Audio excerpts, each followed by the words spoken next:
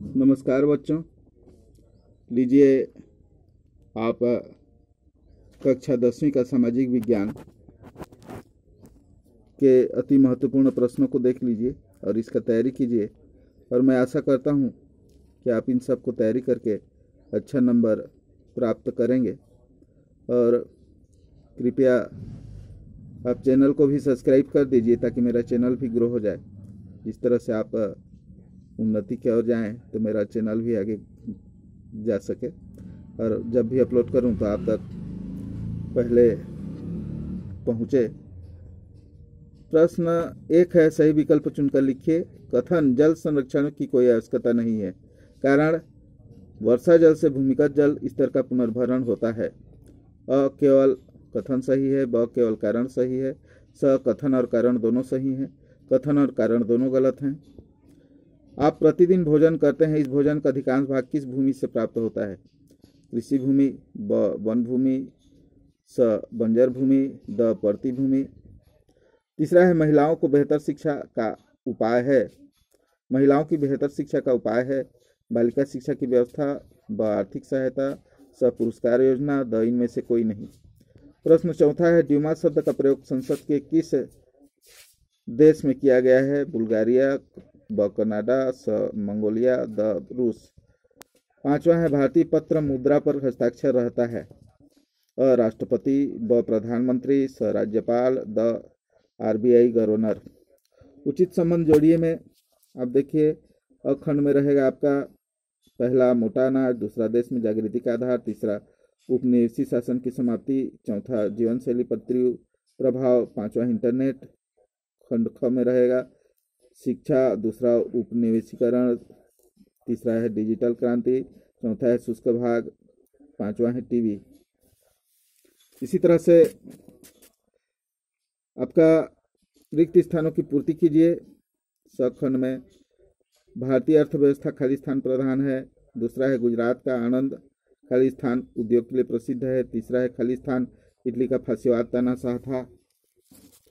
तो बच्चों, इन प्रश्नों का आप अच्छे से तैयारी कीजिएगा और आपका नंबर निश्चित रूप से अच्छा बनेगा।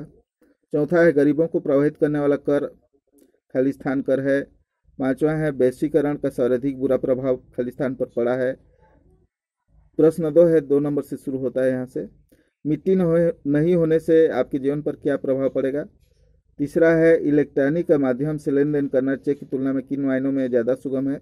चौथा है, सरकार के ऐसे कौन कौन से कार्य हैं जो गरीबी को कम करने से सीधे जुड़े हुए हैं?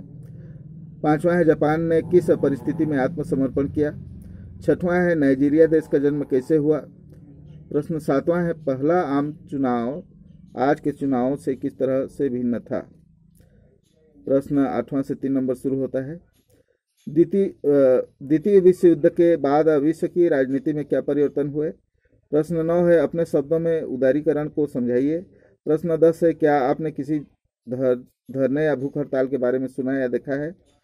प्रश्न 11 है, 4 नंबर का, मृदा का निर्माण और उपयोग लिखिए अथवा वनों से हमें क्या क्या फायदे हैं लिखिए। प्रश्न 12 है, 1914 के विश्व युद्ध को प्रथम विश्व युद्ध कहा गया, क्यों? समझाइए।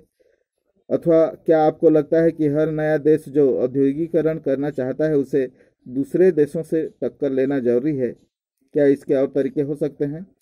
प्रश्न 13 है,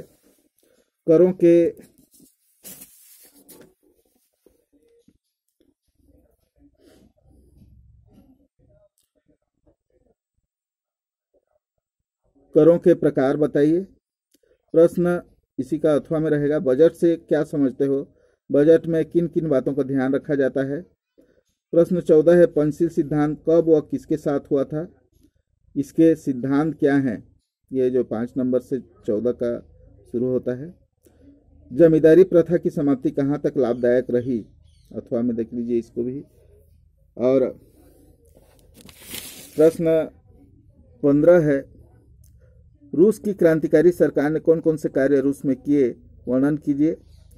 अथवा अमेरिका में आए संकट ने पूरे विश्व को कैसे प्रभावित किया? प्रश्न 16 है, वैश्वीकरण से मिले लाभों में श्रमिकों को न्यायसंगत हिस्सा मिल सके, इसके लिए सरकार, बहुराष्ट्रीय कंपनियां और श्रमिक क्या कर सकते हैं, उल्लेख कीजिए। अथवा वैश्वीकरण का सर्वाधिक दुष्परिणाम भारत में किस क्षेत्र में पड़ रहा है। प्रश्न 17 है, प्रधानमंत्री के कार्यों का वर्णन कीजिए। अथवा संसद के दोनों सदनों में कौन सा सदन शक्तिशाली है और क्यों। प्रश्न 18 है, ये भी 6 नंबर का है, 17 और 18। सार्वभौमिक वयस्क मताधिकार न हो तो क्या होगा। अथवा स्थानीय निकाय में चुनाव का प्रतिशत क्यों बढ़ा हुआ रहता है। तो बच्चों ये अथवा है, तो इसी तरह से अथवा में रहेगा।